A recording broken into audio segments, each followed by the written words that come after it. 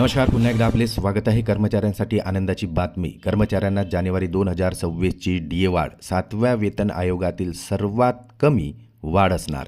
चला तर पाहूया याविषयी सविस्तर अपडेट. त्यापूर्वी आपणास विनंती आहे की चॅनलला जर नवीन असाल तर सबस्क्राईब करायला विसरू नका आणि नवनवीन अपडेट मिळविण्यासाठी बेल आयकॉनला प्रेस करायलाही विसरू नका. अत्यंत आनंदाची बातमी आपल्या सहकारी मित्रांना शेअर करून व्हिडिओला लाईक करायलाही विसरू नका. सरकारी कर्मचाऱ्यांना जानेवारी 2026ची पुढील महागाई भत्ता वाढ निर्धारित आहे.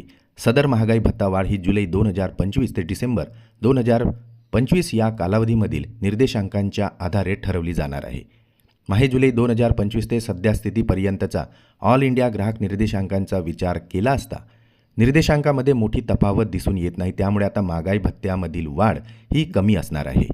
फायनान्शियल एक्सप्रेसच्या वृत्तानुसार जानेवारी 2026मध्ये सरकारी कर्मचाऱ्यांच्या महागाई भत्त्यामध्ये 2% वाढ केली जाऊ शकते. सदर 2% महागाई भत्ता वाढ ही सर्वात कमी DA वाढ असणार आहे. यामुळे कर्मचाऱ्यांना 7व्या वेतन आयोगामध्ये जानेवारी 2025 व जानेवारी 2026 अशा वेळेस फक्त 2% महागाई भत्त्याची वाढ करण्यात आलेली आहे, जी की 7व्या वेतन आयोगातील सर्वात कमी महागाई भत्ता वाढ आहे. किमान 2% महागाई भत्ता वाढ असले तरी केंद्रीय कर्मचाऱ्यांच्या महागाई भत्त्यामध्ये किमान 900 रुपयांची वाढ होणार आहे.